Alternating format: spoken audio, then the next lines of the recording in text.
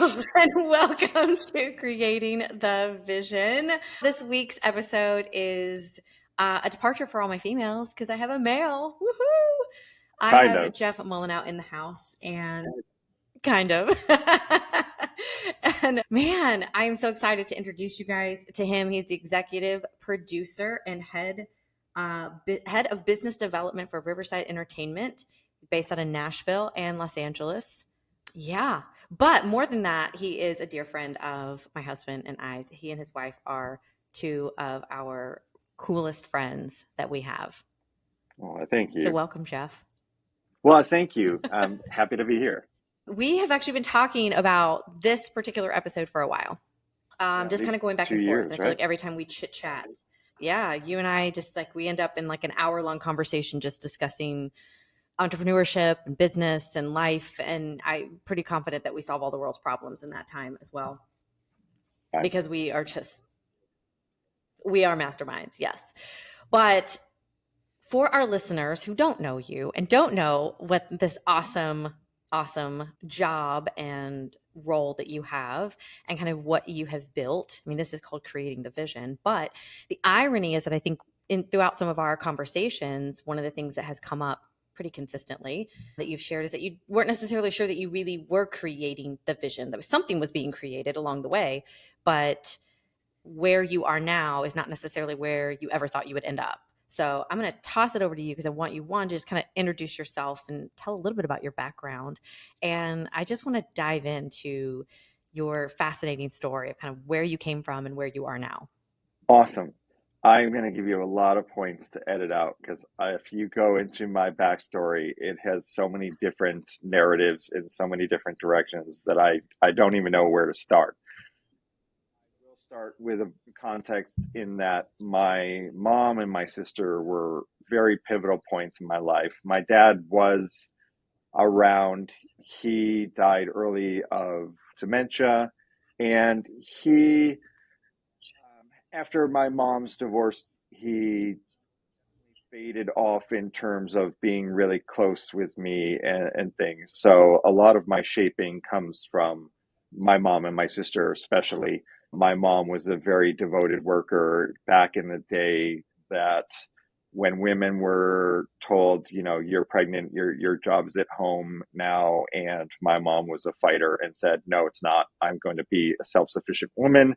And for a lot of my youth, my mom was dating and doing things, but as a single woman. So I grew up with, my sister being my best friend and my mentor and things like that. She's 4 years older than me.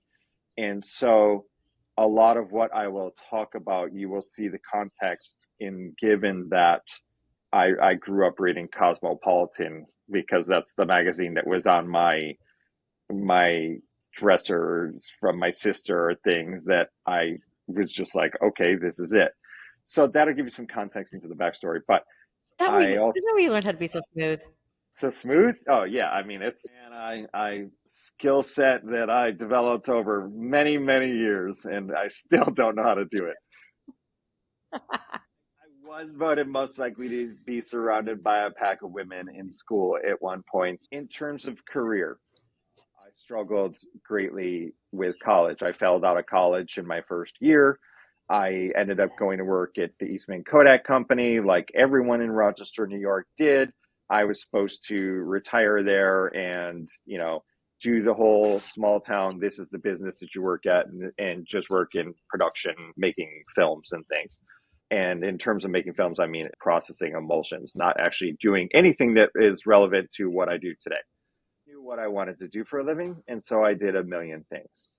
I worked for Larry King as a security guard. I worked at a bank. I worked at Wells Fargo for a bit doing home mortgages. I worked for a company called Barefoot Dreams as a national sales manager. I just worked at a t-shirt shop. I did every job there was. My vision board would be very messy in terms of that. And I will give you a break there because I want to ask more questions, and then I'll get into how Riverside evolved and things. Well, and I think the interesting thing we've talked about your like your past and like your career and everything. I mean, I think at one time you said volleyball instructor, ski instructor, I think, or like Hmm. volleyball player or Hmm. something like that. I mean, there's like, I remember some conversations over Thanksgiving one year. We're like talking about all the things that, yeah. And I love it. It was just, I think to what we were talking about earlier was all of the things along the way. It might not have felt that they were adding up. It might have felt like it was disjointed, but that, I think that's the cool thing about when we do create the vision for our life, because it's going to look different for everyone. And there is no linear path to success. And I would actually think that I wouldn't want a linear path to success. I want to be multifaceted, and I think that that's what fascinates me about your life and your career and where you are now is that yeah, it's been anything but that. And so you have had so many different opportunities come your way, but you've taken each of those opportunities.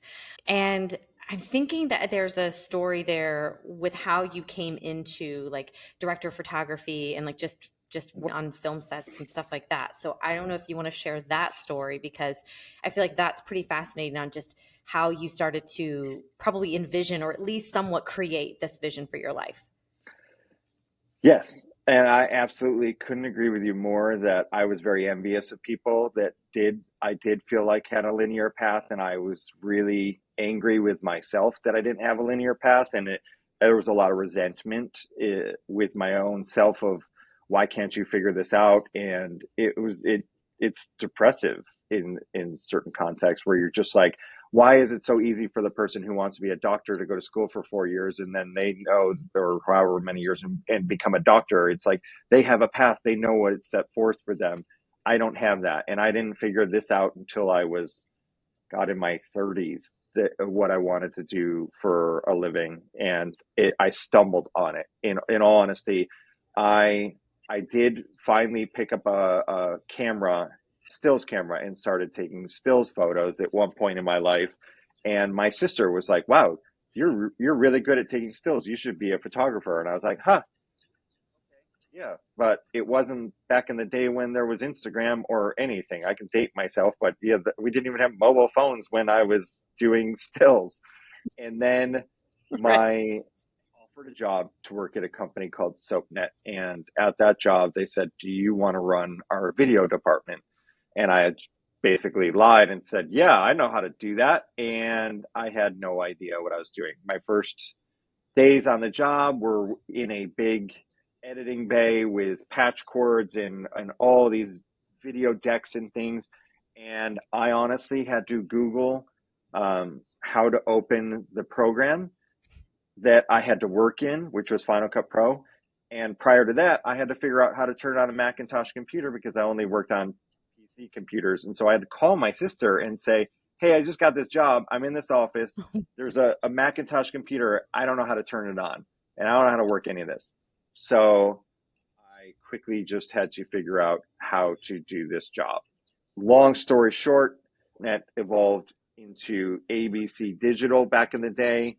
I became a director of photography Okay. because of my skills with a camera. I started to pick up a film camera because part of my job was, hey, you're going to go around and film all these students who did a project for SoapNet talking about what they did for their films. And so I had to learn how to use a film camera. So there's 90 hours of me filming the ceiling, reading a manual, figuring out how to work a film camera. But I knew basic composition and I knew basic things about Yeah. stills camera that translated into film camera. So longer story short, that was about 12 years at ABC that I was director of photography, producer, and learned how to do what I do in the film industry. All self-taught, And that was out in all LA, bullshit. right? That was all All out in self-taught. Los Angeles. Yeah, All in yeah, LA. So then what brings you, like, what was the catalyst of bringing you to Nashville? Because that's where we met you. I think we moved like right around the same time. You and Brave moved around the same time that Dan and I did. So yeah. yeah. And that's kind of I when our mean, worlds collided through other mutual friends, crazily. yeah, absolutely. And the biggest catalyst for my entire life change is my daughter. When my daughter was 1 year old, I said to my wife, I was working at ABC, she was working at a travel marketing agency, and I was like, I'm not getting to watch her grow up. We're both just dropping her off at daycare, going, who's going to pick her up first? Oh, no, you pick her up. I've got to work late and this and that. And I just remembered, not having my dad be that part of my life. And I kind of overcompensate for that now. And I want to be a big part of my kids' lives. So I said, you know what? Let's just both quit our jobs. I've done a lot of work in Nashville, Tennessee for ABC with Luke Bryan and all these artists and things year after year. And I'd been out there a handful of times that year for the show Nashville was filming. And I was like, let's just quit our jobs and I'll move there and I'll be a cinematographer and I'll start my own company. And so we did. And Wow. I will say that Wow. I was in a very depressed state because when we got out here, everyone that promised that they would hire me, everyone that promised me work, literally wouldn't pick up the phone. For 2 months, I watched our entire savings account deplete. We had the tiniest apartment we could because I honestly didn't have an income. And so I was like, let's just get something small so we don't have overhead. And I freaked out. Mm-hmm. And I've never been in such a dark state in my life. I've never taken such a high risk. I've got a 1-year-old daughter sitting next to me at a computer, tugging on my arm that wants to play. And I'm sitting here like, I got to be on this computer because I got to fight. And that's totally contradicting why I just left. Is now I can't play with this daughter that I left to be with because I now am an entrepreneur, and an entrepreneur's time is more taken up than a full-time job. And so Yes. my wife at one point said, you can't let this town do this to you. You're a fighter. Go out and fight. And my God, I'm going to cry about this. I fought very hard. I got a Google Voice number that was a 615 phone number. So I got the local area code instead of my LA area code. And people started picking up my phone. I started having a ton of coffee meetings. I just fought like hell for for my daughter and for my wife to have an income. And a year later, I had so much business, I started a much bigger company. Oh my gosh.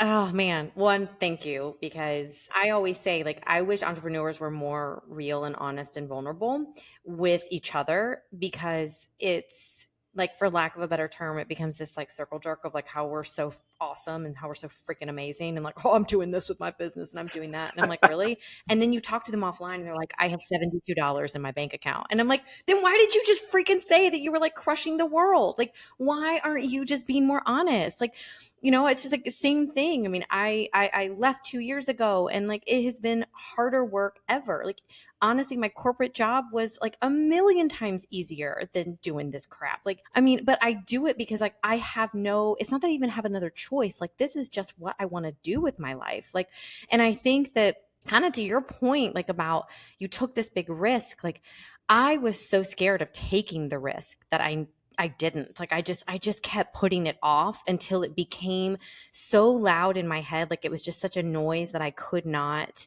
avoid anymore, that I'm like, I have got to quit. Like I can't do this anymore. I don't want to be here. I haven't wanted to be here for a while. Like I need to go do my own thing. It's what I've always known. I don't know why I have sat here like punishing myself almost doing this job that just is not serving me. And it was a huge risk. It was but at the same time, it was so planned, if that makes sense. Like it was a huge risk and it was seemingly like a It ripping the was band-aid off. calculated.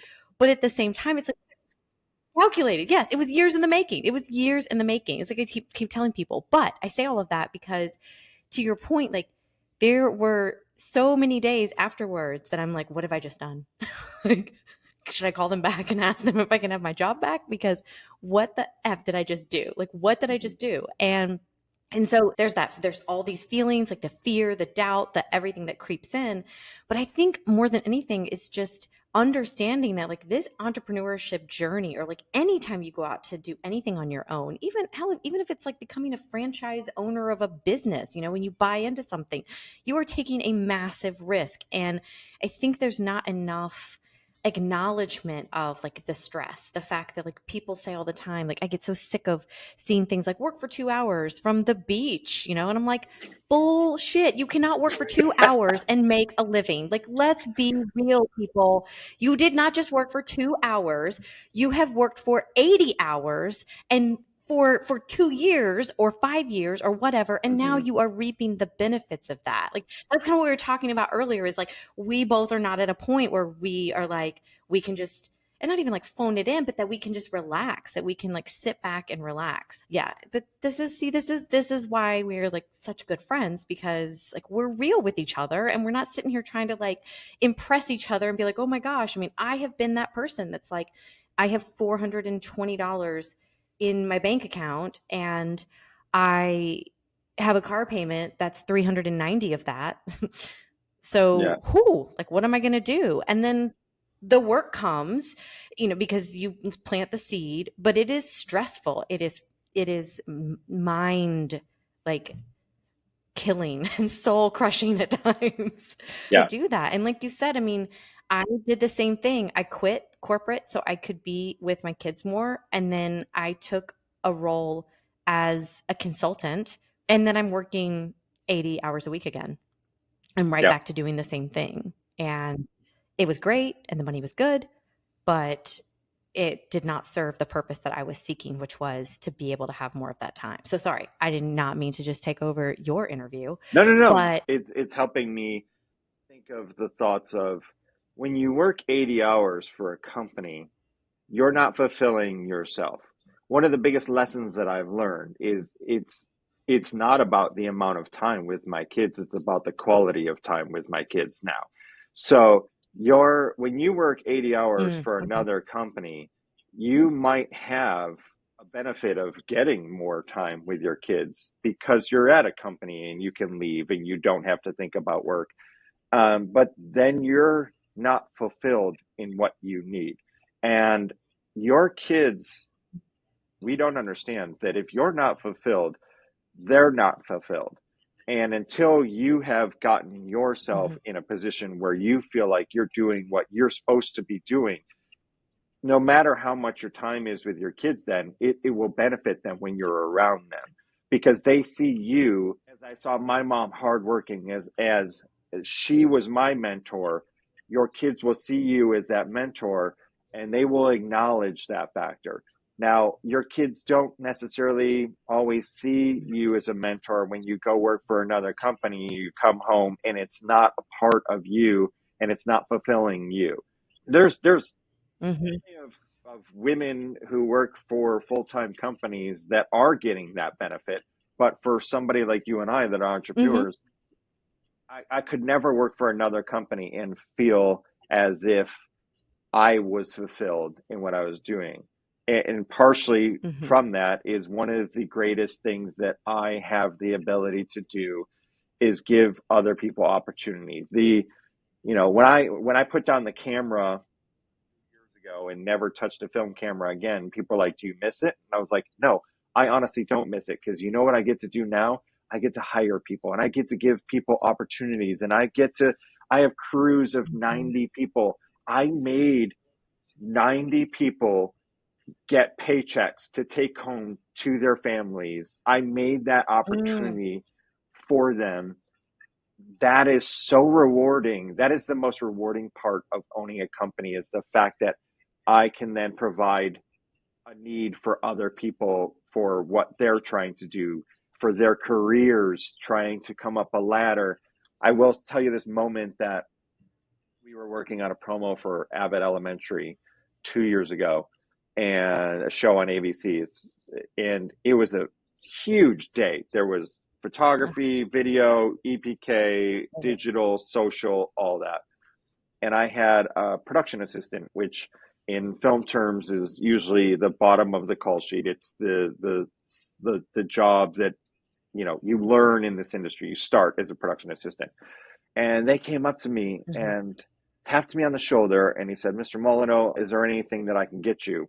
And I literally turned around and saw myself as that kid multiple years Oh, ago. wow. And I was like, shit, for being that kid and thinking, okay, this guy owns this company. Like, I'm never going to make it to that level. I'll never be that good. I might make it up to a couple levels higher than this, but there's no way I'm going to be the guy that is in charge of everything. And in that one moment when that kid said that to me, I was like, holy cow, I'm the guy. I am the guy that's in charge of all of this right now. And it's just a humbling, Yep. self-rewarding, wow, I can't believe I've made it this far. And I've made it this far based on two things. I took a giant risk that everyone has always said, man, you took a giant risk. And I took it. And I truly believe to this point that anytime I succeed in my career, it's because I jumped off a cliff. When you're just riding a wave and you're working for a company and you're just on that mellow wave, you're never in surfing terms, you're never in the pipeline.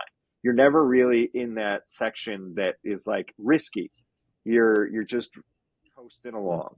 So when you go into that pipeline and you take that risk to jump off that cliff, that's when all the reward can come back to you. That's when everything comes. Secondly, my family is priority.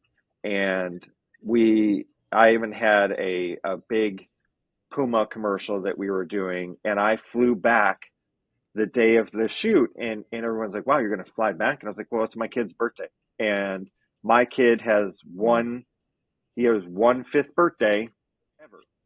And if I don't get to see my kid on his fifth birthday, then I'm never going to get that moment back. So I will have more Puma commercials. I have staff that can help me with those kind of things. Luckily, I'm to that point now. But I've always made the family and our plans a priority, and done my hardest to make that work. And we do that as a company. My two business partners both have kids. Family is always first. So it is one of those things that you can make it your priority, and the work will continue to come. I Yes. just And, went off and on I like think 12 that's different something tangents. that, no, oh my gosh, no, are you kidding me? Well, I mean, that's, hello. That's like every conversation we have. True, We start at true. one point and then ADD. we're like, Here. wait, why did we actually, right? Why did we actually start talking? What was the point of this conversation? Pretty much. Yeah. No, it's, yeah, pretty much. Exactly. Yeah. I think that's being a creative too, is because our mind is just always running and we're always just thinking and always doing and all of that. And I think it's interesting too, because, when you talk about like priorities, that's something that like seriously in the goal setting space. And when I say goal setting, like systems and process planning and everything, like I always tell people, the goal really is just a means to an end. It's like, yes, you did it, yay. But life is so much about like doing that one goal. I mean, honestly, like we shouldn't be focused on like that one goal. We call them goals, personal goals, professional goals, etc. But the underlying theme, the underlying foundation is, are we setting positive habits and are we creating priorities in our life so that we know what's important to us? And family is something that people often, I hear, I want to I want to have more time for my family. I want to have more time for my family. But then that's typically sometimes the first thing that goes, because it's almost like, well, they'll understand, or, they understand I'm in this season. And that's all good, fine, and well. Absolutely. Absolutely. I understand. I have gone through seasons of my life where my family has, unfortunately not been a priority of mine. And it's, one of those things when you look back at your life and you think, man, I really regret that. I really regret that because I can't see the value of what it did. There is no value there. So, I have gone to therapy. I have had many discussions about this. I have, I have overcome. I have dealt with that and moved forward from it. But I love to hear that priority as such an important kind of balance and factor in your life, because, well, and whether that was your priority, whether it was family or whether it was just that you're like, I make, surfing my priority and I surf as much as I possibly can. Like, I mean, I think the basis or the what I'm getting at is that just having those priorities, having your center, like your North Star. I mean, your family's your North Star. I say the same thing about, Dan and I too. It's like we talk about it all the time. Like our travel with each other, our travel with our kids, like that Mm-hmm. is our North Star. Those are the things that guide us back to center, that get us back to who we are as a family and who we are as individuals as well. And I know, I mean, I see all the amazing places that you guys go, and I'm actually just jealous that we haven't been invited on one of these trips. Just saying. Yeah, I guess you did invite me on this It would be on so that. epic. We just got to make it happen. You said there though that some things that I've recently learned in business. I took a master class with my bank. This my banker is really close with us, and she's really good about bringing opportunities so that I can learn how to run a business because I have no idea how to run a business. I'm running a giant business without knowing how. And my two business partners, they're both creatives too. So we're three creatives running a business. The biggest thing we just learned, we were starting to talk about acquisitions, and we made the Inc. 5000 list, and all of a sudden people started talking about acquiring our business and they wanted to buy it, and I had no idea that, wow, I guess I could sell my business one day. And it didn't even go into that in that way. I went into this business because I loved what I did. I loved filming. Filming became Mhm. my job. I took something that I finally found a skill set for that I was naturally good at and developed it into a career. And with all the classes that I've been taking, with the acquisition and starting to prepare for a possible sale of the business, I learned in entrepreneurial world, starting from the end of your business and working your way back is much better than starting a business and not knowing what your end is. And so you learn when you're starting to do acquisitions and things. I've been reading a ton of books lately on the sale of your business, and a lot of people sell their business because they have a medical illness, they have a family something that happens, someone passes Mhm. away, the business partners dissolve, all that. That is a reactive sell of your business. A proactive sell of your business is when you go into a new business, you go, why am I starting a new business? How many years am I going to be in this business?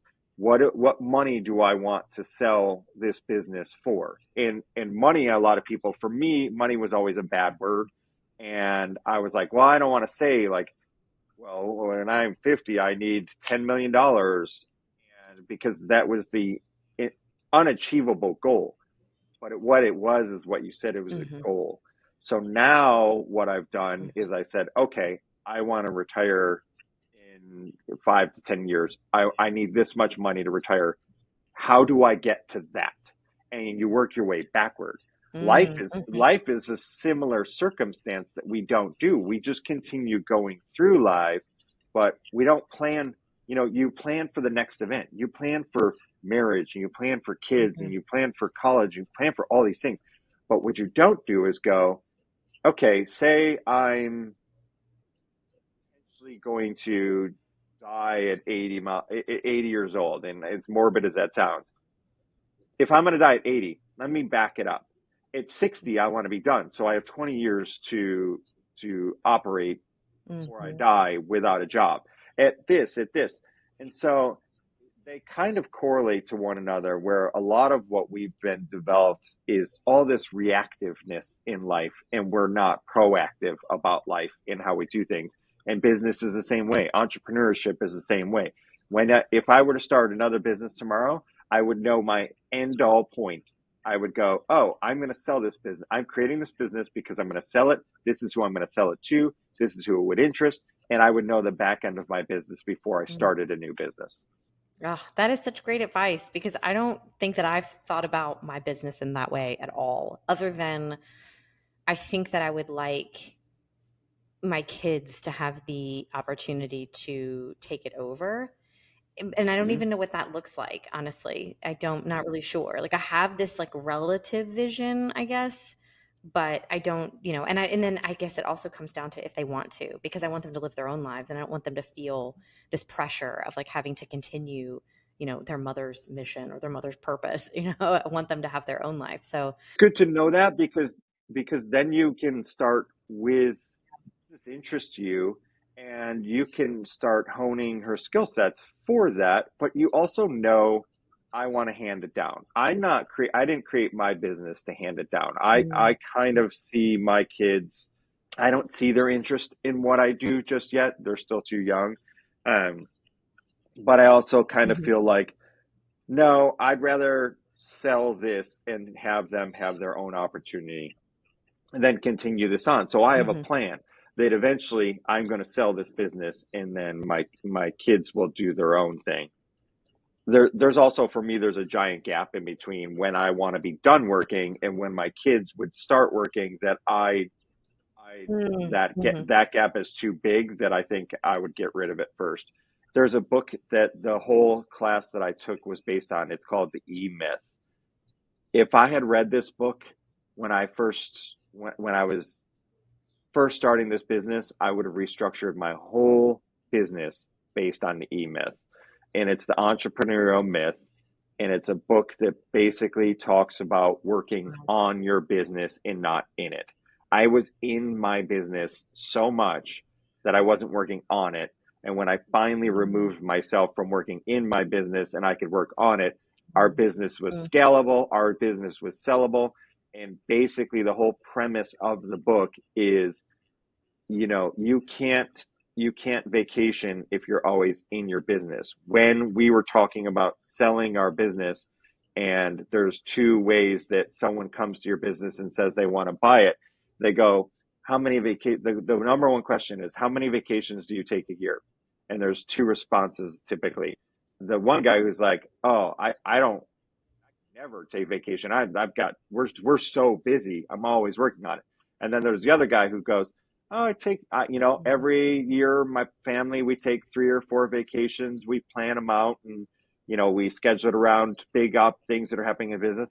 Well, guess what? The guy who's going to acquire the business is looking at the guy who is not always working in his business, because he knows that guy is needed to run the business, where the other guy has figured out how to make himself not needed to run the business, so that business is Mhm. more a potential offer for him. Then he knows, I'm not going to need this guy. I'm not Mhm. going to need to do the work this guy is doing. This guy has figured out how to get this business to run itself. I love that. I'm going to check that book out for sure because I think that that's similar to it's similar to what not necessarily a book that I've read, but I think it's similar to what I think, my husband and I do, what Dan and I do when we come to like investment planning and stuff. I mean, Mm-hmm. I'm so thankful that Dan is like the money bags in the bank of our family because the bank of Maria is always broke. So, but I think that that's some of the stuff that they ask us to consider and to think about, even just how are we kind of creating, to your point, that vision for our future. Like, how are we creating, what are we doing now that's going to set us up for the future that we want? Because I mean, I have huge aspirations, dreams, goals just for my retirement life Mm-hmm. that is going to need a ton of financial backing. I always tell Mr. Smith to get after it because we gotta keep saving this money and making money in the process. So working through that, and what does that look like, even I would say at our brokest, like at the beginning of our marriage, or like when we were making transitions or bringing kids into the world, all that stuff. One thing we have never relented on is our desire to travel and take trips and vacations. And when we both had corporate jobs, I mean, he's still in corporate and thriving and doing very well, but he's in that positive situation that you had kind of talked about earlier, like that enjoys it and like sees the Mm-hmm. benefits, the value, all of that. And I think that's amazing when people have those types of roles to support them in. But for us, when we were both in corporate roles, and we were using a lot of like points and free flights and everything just to like take a weekend away or go here or go there. And we don't regret any of those. Like, I will never regret a trip that I take. I'll never regret travel. And it is the one thing consistently when I work with, well, with anyone, with women, with men, with individuals, groups, corporations, whatever. I mean, I always say that's why I have like a do the dang. I call it like a do the dang goal. Like, just get it Mm-hmm. done.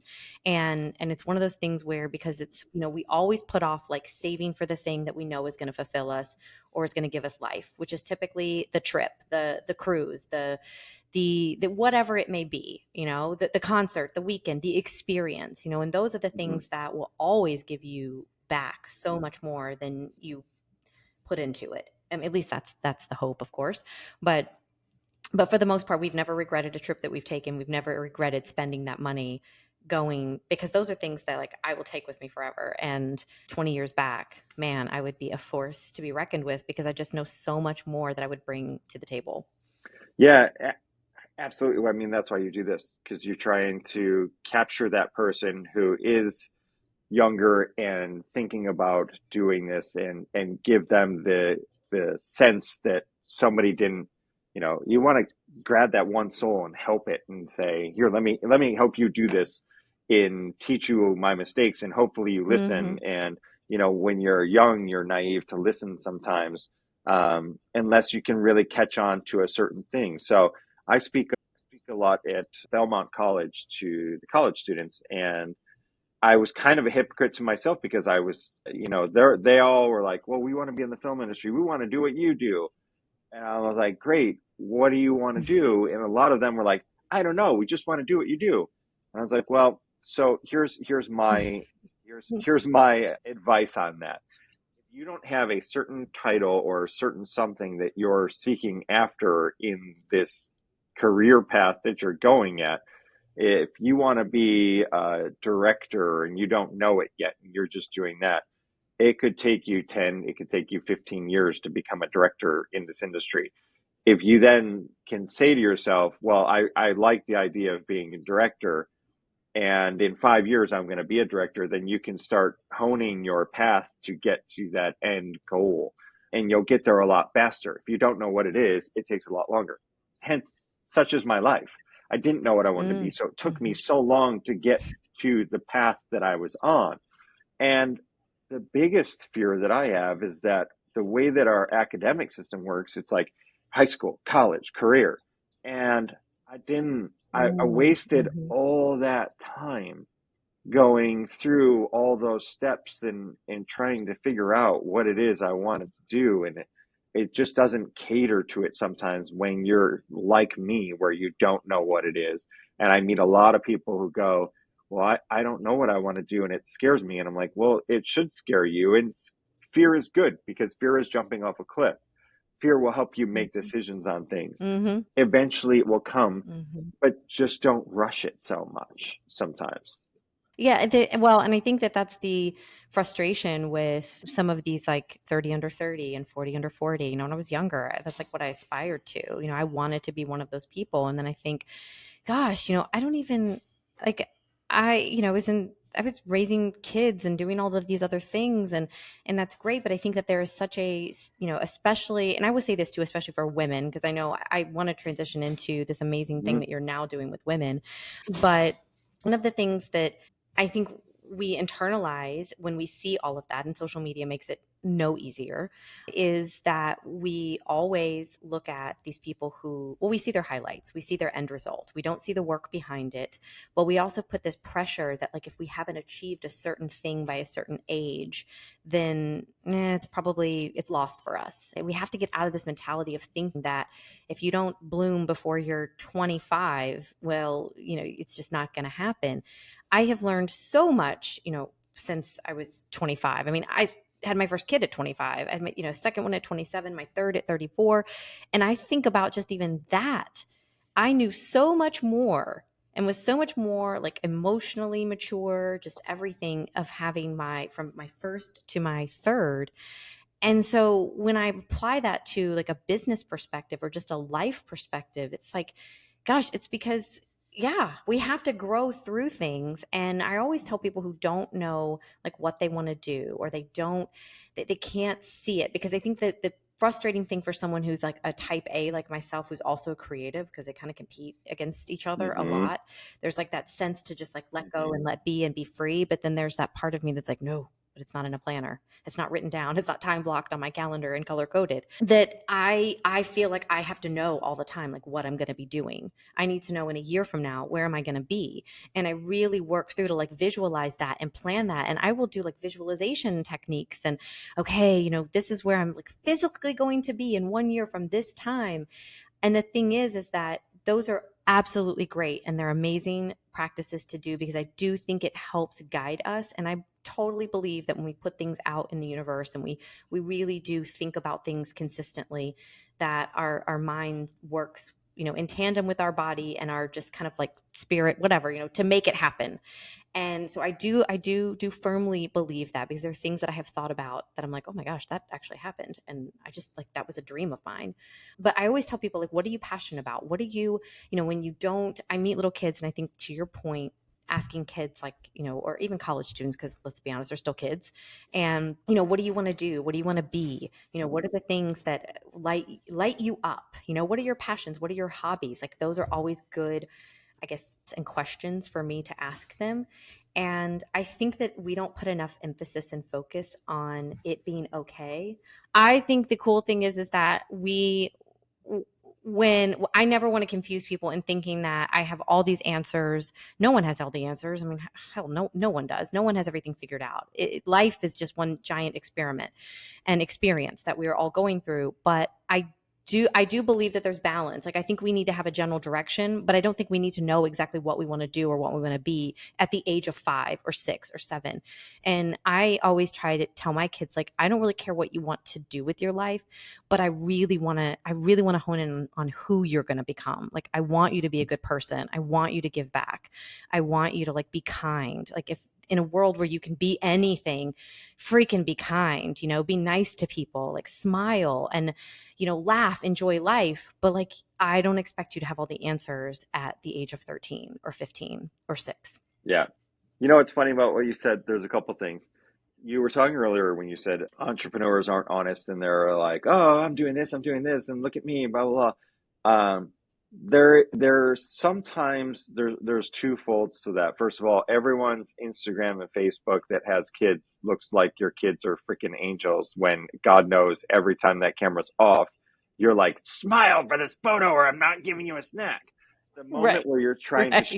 you're trying to show everybody that your life is perfect, but there's also a manipulative drive that we can do to ourselves, where when we talk up ourselves, we honestly believe that we are in that, and that gives us our um, a push to get to where it is that we are. Some people take Mm-hmm. it's a big balance, because some people take it too far and they're like, I am just Mm-hmm. this, and then they're arrogant. But if you can, to me, because I've been known when I was starting my business where we didn't have much going on, and then somebody would be like, "What's going on?" But like, "Oh, so much," and it's a sales technique. It's I am so busy that you need my business, you need me. Look at me, I'm successful. You need to figure out what it is I'm doing because I'm important. And it works in Mm-hmm. terms of social media. It works in terms of things. There's a well-known cinematographer in this town who would post photos as if he was the main person on the sets doing all of this. And he wasn't. He was just the guy in the background doing it. But guess what? He's one of the most successful people today in the industry because he made everyone believe Mm-hmm. he was so good. Everyone started to think, I need to work with him because he's so good at what he does. There's a small bit of manipulation that people do as an entrepreneur to help grow your business, because you don't, for example, I'm going to take you. If someone's like, how's your business going? You're like, oh, I do this podcast and it's really not successful, and I'm just doing it because I just enjoy talking to people, and you downplay it. Do you think anybody's going to go on and look for your podcast Right. when they're looking at podcasts? They're like, no. You go, oh, mine's amazing. I just spoke with this person and this person. They're exciting. Guess what? You now have another viewer. You have somebody else that's going to listen. They're going to tune in. They're going to find more interest Mm-hmm. in that. So why you have entrepreneurs who are afraid to tell you the story. I don't consider myself an entrepreneur at this point because I've done so much of that stuff that I now have the company. I have people that work there and stuff. I feel like I can be more confident to pull back and reveal what's Mm-hmm. behind the curtain, and say, here's what I really experienced in getting to where I am. And I end up forgetting Mhm. all the hard work that I honestly put in to get to where I am. Brianna says it to me all the time. My wife, for those who are listening, Mhm. she's like, you people take for granted the hard work that her and myself put to build this company. I wouldn't have this company if it Mhm. weren't for my wife. She was the motivational aspect. She's also the head of finance for our company. She's the type A that you are, and I'm the creative ADD. So if I didn't have her, I'd never have this business. I wouldn't have any of this stuff. I can say that with full confidence and not feel like that takes away from what I've done, but she needs to be right up here on this platform with me because she was here from the beginning. Mhm. She moved out and took the Mhm. risk to move with me. And honestly, when I moved out here, the whole point was, you can stay home with the kids and you can help raise Madison and we don't have to have daycares and that. And she lost her soul. It did not work for Mm. my wife. She wanted to be working. Mhm. She was like, I'm home with our kids by myself all day. I have no one to talk to. I, who've been out trying to drum up business, am tired. I get home. I don't want to listen to anything. My wife wants to be a chatterbox because she's had no one but a 1 year old to Yeah. talk to all day. And so there's massive conflict there. And so then when she started working and she started having other people to talk to and having more of a life outside of raising her kids, she became into her personality and her things, and then our relationship was better based on that and things. So like you said, Mhm. there's no answers to anything, and there's so many people who write Mhm. different books and have different opinions on how to go through all this, but like you said, it's just experience and it's learning and it's listening that gets you through life. Yeah. Yeah. And I actually, that's a fantastic. Oh, you just teed yourself up for this amazing I thing do that you're that. doing with women entrepreneurs. Yeah, Right. I Right. talk about Exactly. the female part of everything is the fact that, with me talking about my mom, my sister raising me, female opportunities and things and being equal and all that is very important to me, and it's very important for my daughter to see. I want her to know she has every opportunity that anyone else has. So a couple of years ago, I started this thing that was women in film, and I had a bunch of meetings with some women, and they all. I was like, "Do you know this other female, and do you know this female that's in the industry?" And they're like, "No, I don't." And I was like, "Man, this doesn't make sense." So we started a women in film collective that we would do that was just an event, and it was just all females, and it was just a way for females to meet other females Love in it. our industry and Mhm. get to know one another, because I truly do believe that you don't win a war by yourself, you win a war as an army, and if you can all come together you can all succeed much faster and get more opportunities, because you might. I always tell this to two people that are in this, that are competition. You got a producer and a producer, and you go, well, yeah, but there's going to be a time that producer is booked, and you want that producer to say, well, I'm booked, Mm. but I know this other woman who's not booked that could take this job. And that's how it Mhm. kind of works together. Even when you're in the same position, you can work together and you can both rise up. And we can all, if everyone works together, we Mhm. can all rise to the top. You don't need to do the old Mhm. method of, if I squash this person, I advance. Not today's world. There's just too much opportunity out there Mhm. to squash anybody. So now, just recently, I had a group of women that I had met with that were directors and creative directors at companies. And they were talking about, you know, just the opportunities that they were getting weren't that great. Some of them were even saying that some of the opportunities, that the ideas that they created, somebody would say, that's great. And then they take their opportunity and they'd give it to a man, and the man would do the job. And I was just like, that is this that shit doesn't fly. I'm sorry. But if you come up with the opportunity and you Mhm. come up with the idea, it's yours to implement.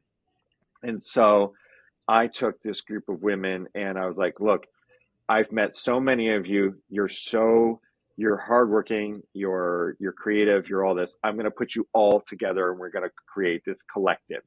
And I don't know what it's going to be, but you guys all just need to meet one another because you're all trying to work separately and you're all trying to win your own battles separately and you need to work together. I One of the biggest things you learn when you do the collective is who's going to rise to the top, who's going to take the lead. It doesn't matter if you're male, female, whatever it is, there's always a leader in the group, and then there's followers, there's worker bees. The best way to ever figure this out is to take everybody to an escape game. And when you get in escape rooms, those escape room games, you see instantaneously who the Mm-hmm. leaders are because they're like, okay, great, here's what we're going to do. You're Totally. going to do this, you're going to do this. And man, they are excellent for businesses if you want to do a work environment thing and just see who your leaders really are and how they take it. Everyone's positions instantly happen. And there was two women in this group that said, we're going to take the lead on this. We want to do it. We're going to create the mission statement. We're going to do it. And so that is, you can see the success level in the leadership. And again, you and I talked about this. It was all formulated by a man, by myself, but I'm willing to take a step down and say, once the leader presents themselves, then I'm willing to step down. Now, if I put them all together and not one of them showed leadership skills, I would still have to be at the top to go, let me keep this going. I'm going to have to keep pushing this. That's the same in Mm-hmm. corporate environments. Sometimes you have to push up to the leadership role and then you can step down. I'm not saying that every company is opening up seats at the leadership table. I think there's a lot wrong. There's a lot of industries right now that are trying to fix the Mm-hmm. diversity and inclusion, LGBTQ, female, veterans, all of that. They're fixing it in an incorrect way because they're Mm-hmm. not making seats at the main table. They're trying to fix the bottom.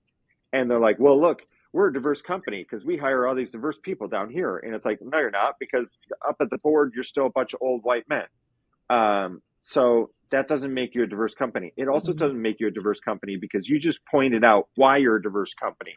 I should be able to look at your company and say, you're a diverse company because there's colors and ethnicities and everything Mm-hmm. that your company is beautiful just from the outskirts looking in. I don't need to tell you my company is diverse. You can go on to see who works for my company and you can make that decision for yourself. That's what the problem is now, is that everyone's trying to, there's certain businesses in my industry that are saying that they're women owned and they're only hiring females. And that's an overcorrection to the wrong extent because you need different opinions all across the board. You can't just go, I'm all female, this is going to Mm-hmm. fix the problem. Yeah. Females at the top, 100%. There needs to be females at the top. I'm trying to create opportunity for that, and I will always try and create opportunity for that. I'm a 3 male run company, so a lot of people would say, well, where are the women at the top of your company? Why is it owned by 3 men? But when you start a small company as an entrepreneurship and you have the owners of the company, it's hard to say, all right, let's bring in more owners of the company. But I have a head of production that's female, head of finance that's my wife, it's female. I have a diverse company. I have all those things. It's Mm-hmm. it's still a problem that needs to be fixed. And I think that people are going about it in a forceful way and not in a organic way, I guess is the word. It's Yeah, a much I would easier way to agree. fix I would it. agree. It's Yeah. like a knee-jerk reaction. Yeah, yeah. Like kind of like Yes. what you were talking about earlier with like a reactive approach and a proactive approach. Yeah, Right. to your business, looking at it backwards, that it's the same thing. It's like we've realized, oh, wow, women are valuable. It's absolutely a balance. And I think that we do have to hire them, to your point. Like we have to hire them at the entry level, but we also have to elevate them to the mid and the senior levels of, of any business, whether that is a startup or a female run business or a corporation, or entrepreneur business, like in any aspect, we all need each other. I need the ideas. That's why I always say, like, eventually in this lifetime, Dan and I will go into business together because we work really well together, because I really enjoy working with him. Like, we work really well together. We kind of bounce ideas off each other, like, kind of like we were saying, like, where his strong suits lie, my weaknesses are, and I'm very aware of them. And then where my strengths are, he's not so, it doesn't think sometimes in those terms. I am more of the risk taker. I'm the person who is always ready to, like, jump off the cliff, proverbially. I would never do it in real life, but Yeah. but like when I think about, ideas, I'm always that person. Yeah, I'm always that person that's like, yeah, let's go do it. Let's go do it. Like, what's the worst that can happen? I fail at it. Like, I fail miserably at it. I mean, I guess I'm willing to find out, because I'd rather know and be able to walk away from it and say, yeah, well, that didn't work out. So, all right, I'm done with that. Let's move on. And so I love that you're creating this environment for women to kind of coexist within each other, because to your point, I think we still need those environments, because we're not at a point. And I think that some women even feel that they're not at a point yet where they can let men in. And I think that's what I'm trying. I think that's where a lot of women who've either been in male dominated spaces or been in corporate or had their own business or their own startup, like, they're looking to that future when they can say, let's all work together, but let's have that equal balance.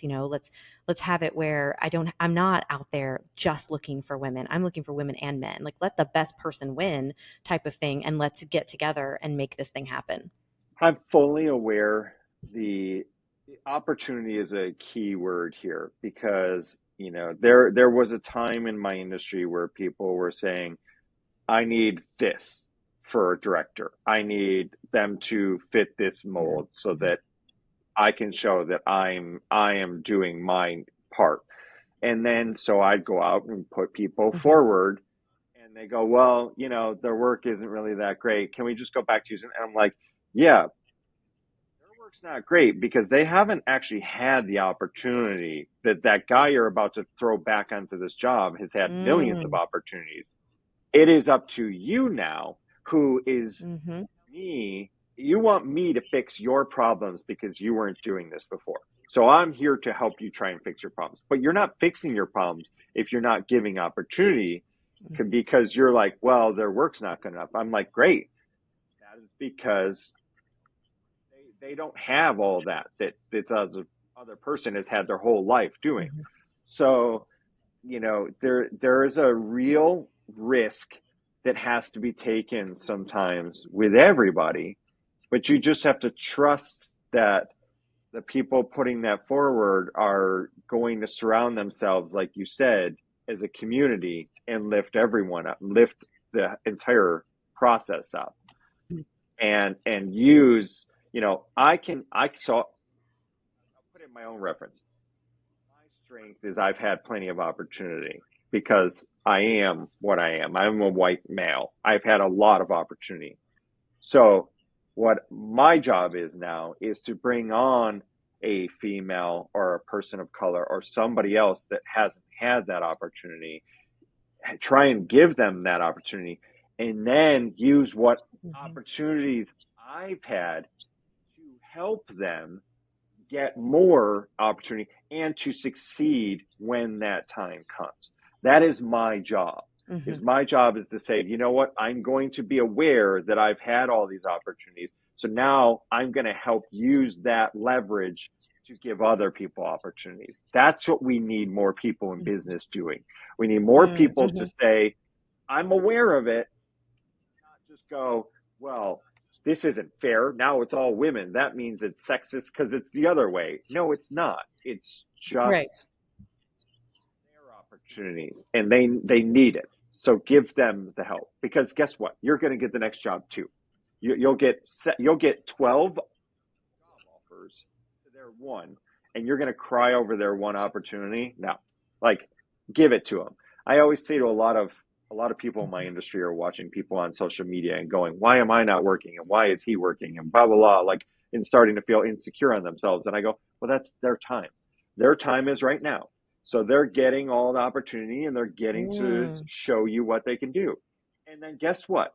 In 2 months' time, they're going to be sitting on their couch watching you and your opportunity. And you're not going to be on at that point. You're not looking at social media because you're too busy having the opportunity time. And so then that's your time. And then that'll go away. And then someone else's time. Hmm. Everyone needs time for opportunity. So that's, you sit back as an entrepreneur, as a freelancer, and you go, okay, that's cool. That I'm so proud of them. And when you honestly reach out and you say, I'm proud of you. I had a friend of mine who just directed, he was the director of photography for the show Winning Time, which is one of my favorite shows. And I posted on my social media, I'm so happy for him. And he wrote me, that was honestly the Hmm. nicest thing ever. And I was like, you know, it feels so much better to just lift people up than to just pull them down because they're getting the opportunities at that moment in time. Mm. And then when I need him, Yes. he's right there and he wants to come work with me. And so now we formed a bond because I wasn't selfish at that time. And I wasn't like, oh, that would have been a dream Hmm. job for me. I see a lot of people get dream jobs that I, as a company owner, I still want. And now I'm just like, wow, that's Hmm. cool. I'm glad they got that. That's pretty cool. It's a humbling world when you Hmm. can just be a little Yes. more kinder, like you said, Maria.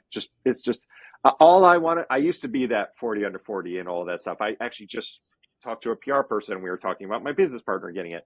What my goal is for somebody to Oh, say, nice. wow, look at Jeff he had a really successful company. And even more so, he's a really good dad. If I can have a successful company and be a Mm. good dad, then there's nothing I've not done in my life. That is all that matters. Be a good Mhm. husband, obviously.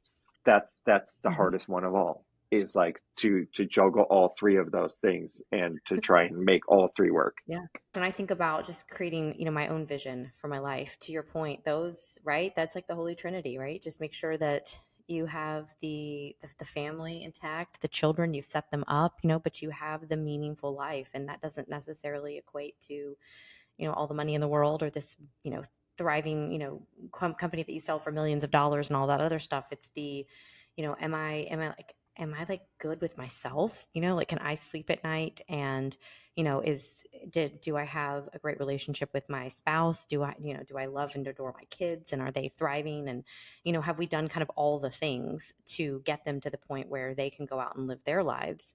Yeah, I feel like that's just like the goal, regardless of entrepreneurship. That's like the life vision for, especially for parents.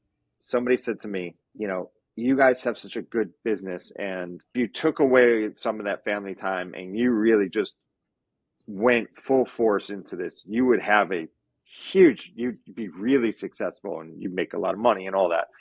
Looked at my future, I looked at that for in plans and how hard I could work in this industry. But honestly, I am so Mhm. comfortable to where I've gotten in my business that I can enjoy my life. I can travel and I can do all those things and then make the money that I need that isn't a surplus.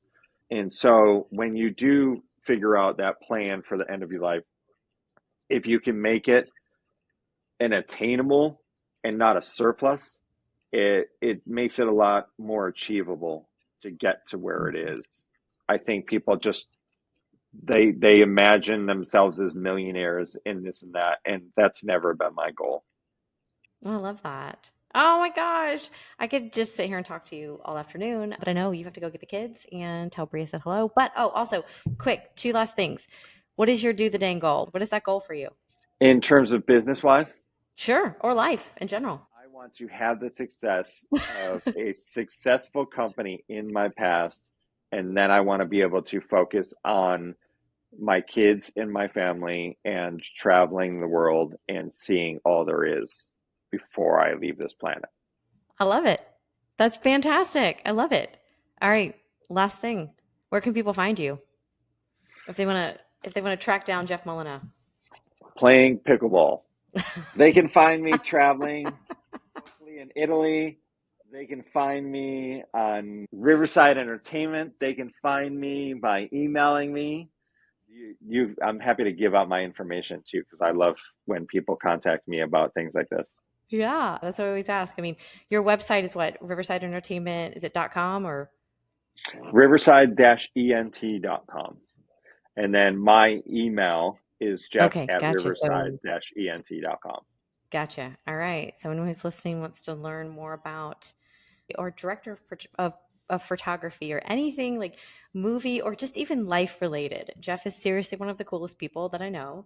And yes, and your better half is amazing. Yes, she So is. we just got to get together now.